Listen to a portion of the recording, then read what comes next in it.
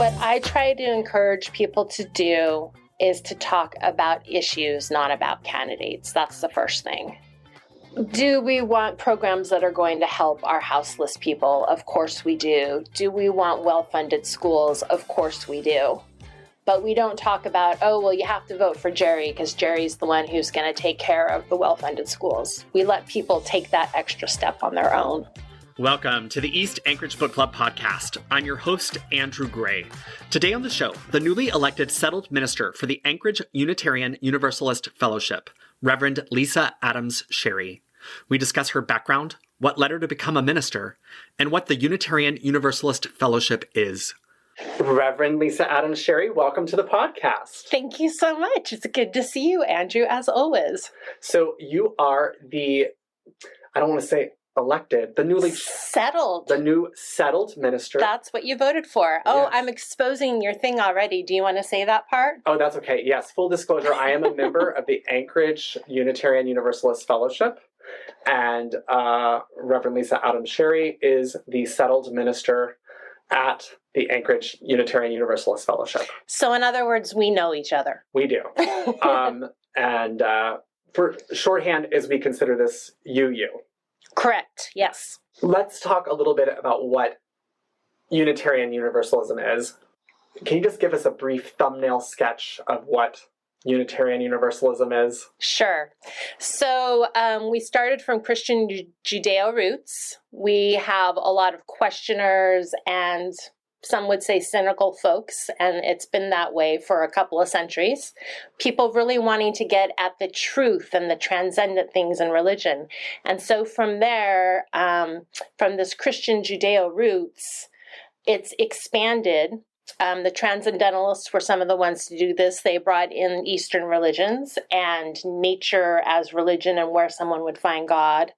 And it's expanded. We have folks who are informed from Buddhism, pagans, religion, all kinds of different things. So what I say people now is that we find our truths with a small t in many places, many different religions, pluralities, and we welcome folks who have life-affirming views that are open to other views and open to loving people and accepting them where they are on their journey.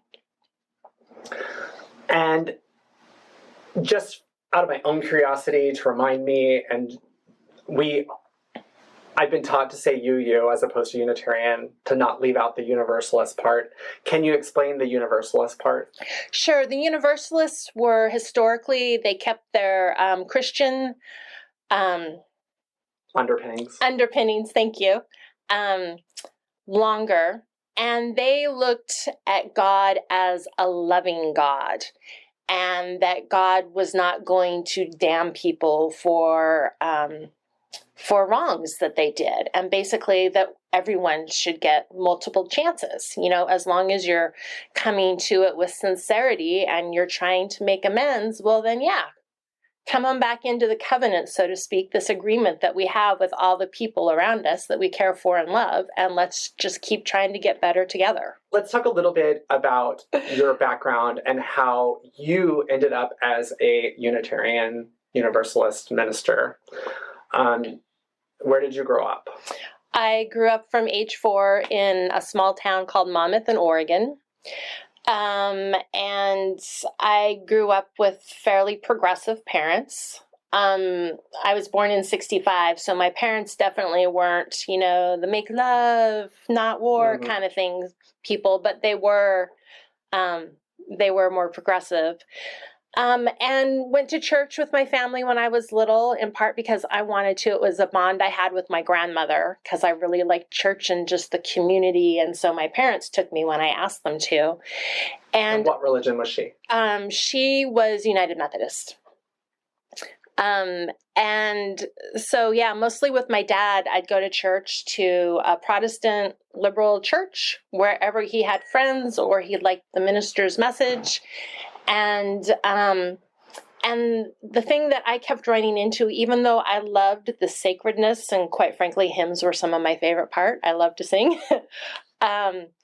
the theology of the Trinity and some of the things that it seemed like people just took for granted as being true, that was hard for me. As I talked to more people, I found out that, oh no, we don't believe all that stuff either. But I guess I was a little more literal then.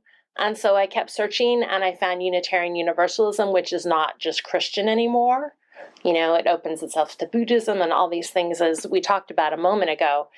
And just the fact that we're always asking questions. And that's one of the things that we joke about is that, you know, we're more about asking questions than finding the answers, which can be hard for some people because some people, you know, they want it black and white, but we are not that way. Well, a common criticism that I hear is, well, then what do you believe? Right. You know, what are the beliefs? Right. And I say, that's why when I say we're open to a variety of beliefs, I say as long as it's life affirming, because we always get those questions, oh, so can Nazis be UUs if you can believe anything you want? And well, no, because they're not about that love and that acceptance and trying to make the world a better place for everyone.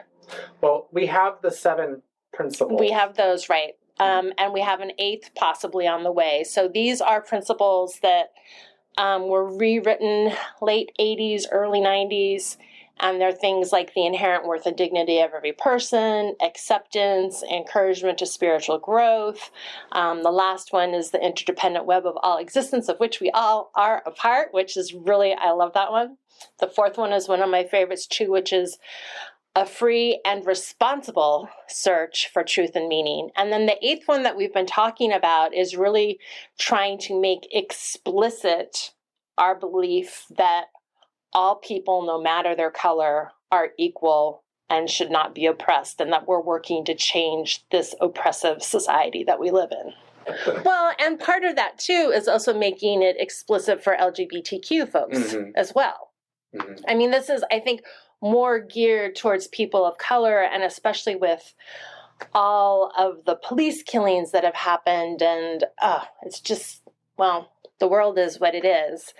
But then those things that we've done all along, like some of the LGBT supporting rights, we can put that in there too. So you eventually came to UU. Oh, yeah, sorry. Yeah, about your story. This is funny. Yeah, so I came to UU. I started attending in Vancouver, British Columbia when we were up there for my husband's grad school, or down there, I guess I should say now, since we're in Anchorage. Like, what stage of life were you in? Did you have children? We had one kiddo who was a little over a year old, so I was just like 30. Mm-hmm. And as we were driving in, we're looking for places to live, and there on the corner of 49th and Oak was the Unitarian Church of Vancouver. And I'd always been curious, and I went in, and when we moved, and Nelson and I were the last people at coffee hour with 2 of the greeters who were also about our age, and they were telling us every single bad UU joke they knew, and it was awesome. Yeah. So you started going in Vancouver. Yep. Did you know right away that you're like, not only do I like this place, but I would like to be a minister? I knew that I liked this place. The ministry part came a little later. And what made that happen? A bunch of stuff. I think the biggest thing is that my mom and dad died in quick succession to each other, and it just really made me think about what I wanted from life and what my goals really were. And I'd always been, in terms of religion, I'd always been curious and kind of, you know, a big picture question asker. And this seemed to be a place that I could do that with others, as well as also maybe help people get over the baggage that was stopping them from doing what they were doing. Because that was part of the thing with my parents died. I had a very loving family, and it's not like they were pressuring me to do kinds of stuff, but as a recovering people pleaser, it was like, okay, am I doing these things for my family or for myself? So I just wanted to help people step into their authenticity. Yeah, no, I can relate to that. I lost my dad a few years ago, and I think there is a journey that people have to go on when your whole life, every accomplishment has been, let me call my dad so I can get his affirmation that you did a good job. And then all of a sudden I'm like, well, who do I tell? Yeah, yeah. Hello, everybody. I'm Corey Coolidge, and I make this podcast listenable. Usually I'm interrupting right about now to tell everybody to recommend the East Anchorage Book Club podcast to a friend. But today I also would like to say that we did 2 different recordings, 2 different places where we did this podcast, and so the audio is going to sound a little different coming up. And I just didn't want it to feel jarring, so with that said, here's the rest of the podcast. You enrolled to become a minister, or, you were considering it, or how did that happen? I had an epiphany. I went to a Unitarian Universalist district meeting, and I joke that it might have been because it was the first time I was away from my children in a while, but I was just floating that entire weekend. And I just wanted to help people love one another. And I remember feeling somewhat embarrassed about that because it sounded like born again. Mm-hmm. And you could say that, but born again with a different kind of philosophy than we normally think of. What brought you to Anchorage? I had a rough time at the previous place where I was serving as a settled minister, and been going through a tough time personally with my stepdad living with us because he needed lots of care and some other family stuff, and it just turned out to not be a good fit there. It was in Massachusetts, and they invited this exuberant person from the West who liked to dance in the aisles to be at a New England congregation. It was kind of like, be careful what you wish for. So I took a year off and had planned to go into a settled search, but just hadn't been ready for it. And in Unitarian Universalism, the way that we look for ministers, it's kind of on this calendar plan. And after a certain point, if congregations haven't found a minister, then they can go through an abbreviated second search that year, or find an interim minister or a contract minister. And Anchorage popped up. And my husband was born in Sitka, and he loves, loves, loves Alaska. We spent our summer up here before we got married working at Denali National Park. And so in the back of my mind, I always knew I was going to need to spend a winter up here. Mm-hmm. And I was worried about that because of the light and all the snow and the cold. I like snow and I like cold, but maybe not as much as I thought up here, but that has changed for me. Anyway, so I was like, this is perfect. I can go be a contract minister for a year. Nelson can have his winter in Alaska, and we'll each go on our own ways. And then we really decided we liked each other. So here I am. So what about the Anchorage Unitarian Universalist Fellowship was different or better than your previous experiences? I think it's definitely a better fit for me. Like personality-wise? Yes. And people here, at least in our congregation, seem to be very much what you see is what you get. There's a lot of grace involved, a lot of, oh, you made a mistake. Oh, well, let's try again. Maybe we'll do better. Maybe we'll learn from it, as opposed to, you made a mistake. Mm-hmm. I love the way that this congregation is willing to try to do new things. The creativity that I've seen, like, for instance, from our religious exploration program for children and youth has been just wonderful during this pandemic time. And apparently the congregation, because this happened before I got here, went from in-person services to Zoom in about a week. Mm-hmm. So lots of quick turns and flexibility and laughter. I grew up in a small town in Texas, a very religious family. I wanted my child to have an experience that sort of paralleled mine, but I didn't want it to be in a rigid religious environment. So, and I don't think I'm the only one. I think there are many parents out there who would love their child to be exposed to a variety of religious traditions, to kind of understand what Sunday school is without that feeling of being indoctrinated, which is kind of how I felt growing up. Mm-hmm. So I'm glad you brought RE up. Yeah, no, a lot of people come because they were raised a certain way and they want their child to have the stability in the community that a congregation can provide. but with more freedom of thought.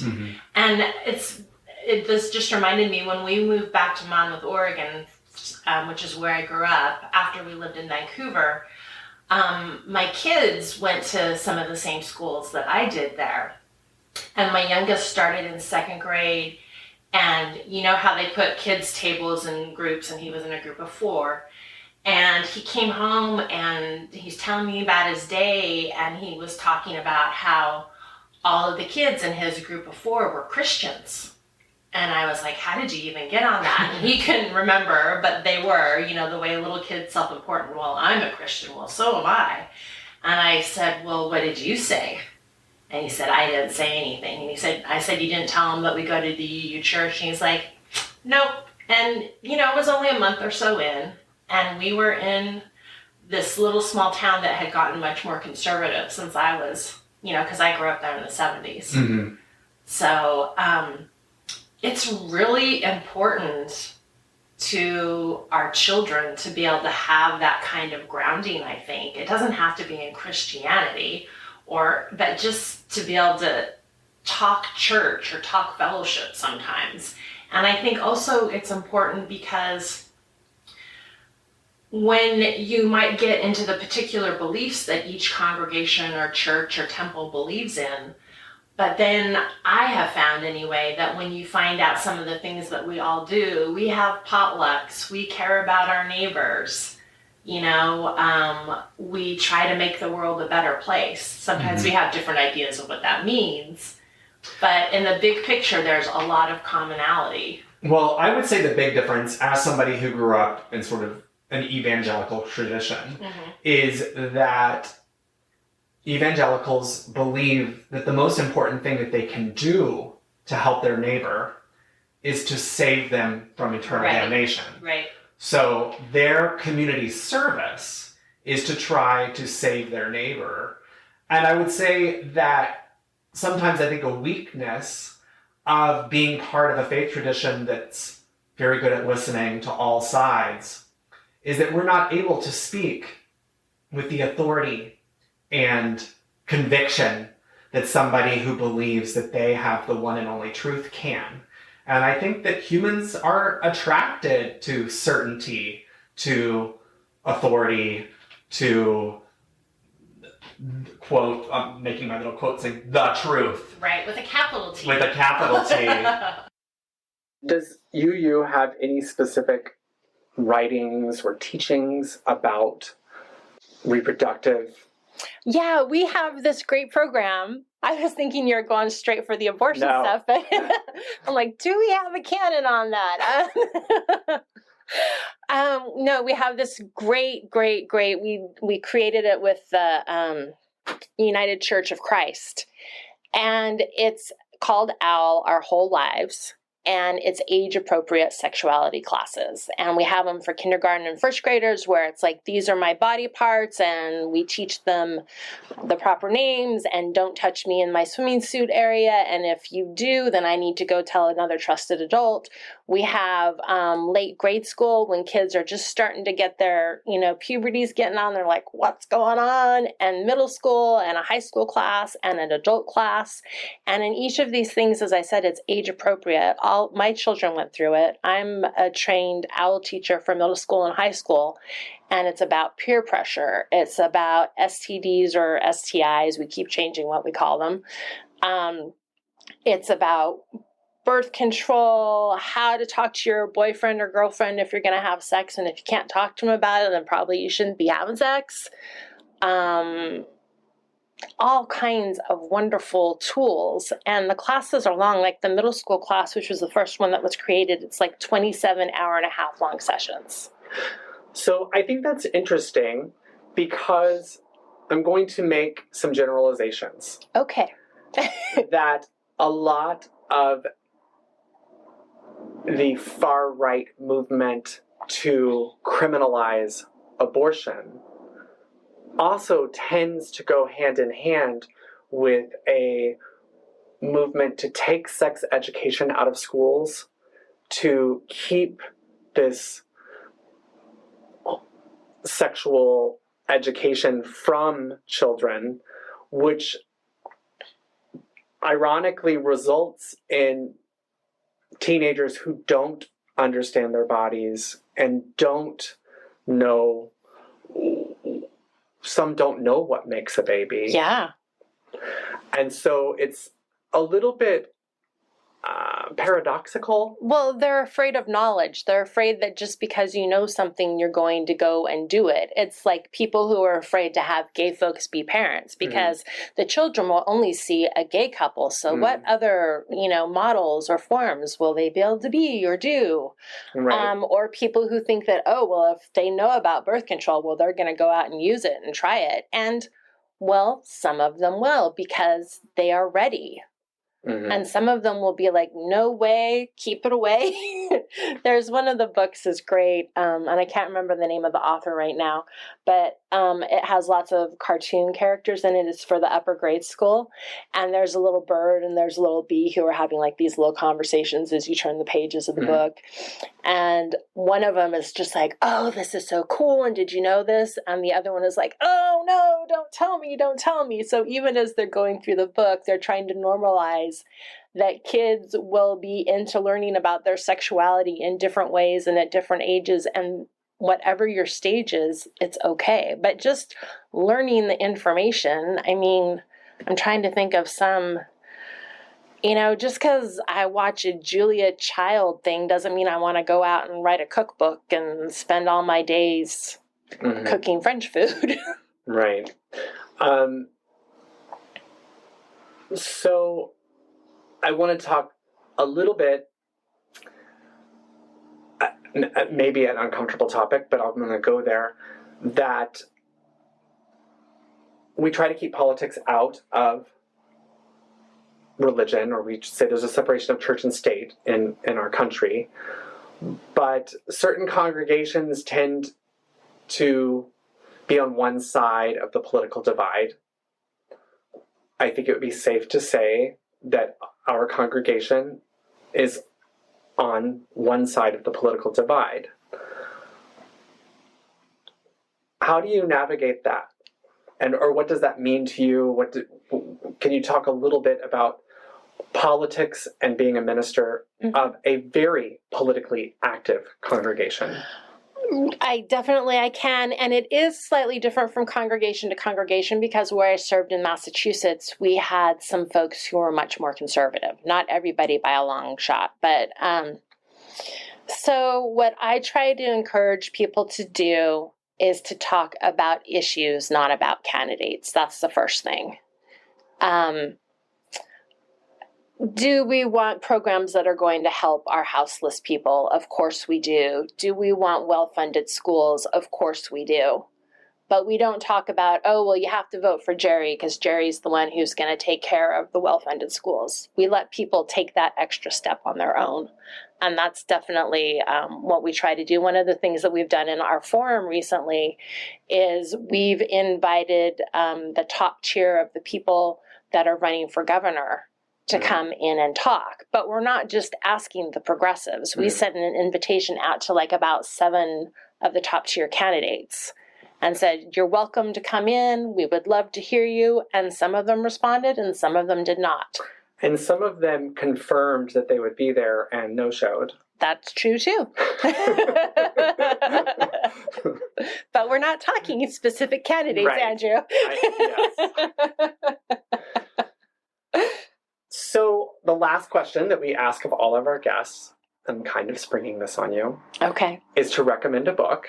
Oh, that's right. Is there a book that you could recommend to our listeners? Actually, you know what I want to do, but I'm not going to remember the name of it. I can Google it for you. It's the Joy Happiness book between Desmond Tutu and the Dalai Lama. I love that book. It is The Book of Joy. Yes. By the Dalai Lama and Archbishop Desmond Tutu. Yep. With Douglas Abrams. Yes. And it's just 2 men from different backgrounds where they come together and giggling together and just their big picture and the long view. Because there's It's not a book, but it's saying it's Julian of Norwich, who was this Christian woman back in the Middle Ages. And one of the things that she is credited with saying is, all will be well, and all manner of things will be well. And I think they provide that long view of that as well. And it's something that I hang on to a lot, especially in these days. Well, Reverend Lise Adams Sherry, thank you so much for being on the podcast today. It's my pleasure, Andrew. Thanks. Big thanks to Corey Coolidge for making this podcast listenable, and thank you to you, our listeners. If you like what you heard, please subscribe, rate, and review us. Next week, Executive Director of Alaskans for Better Elections, Jason Grin, will be discussing ranked choice voting. Please tune in.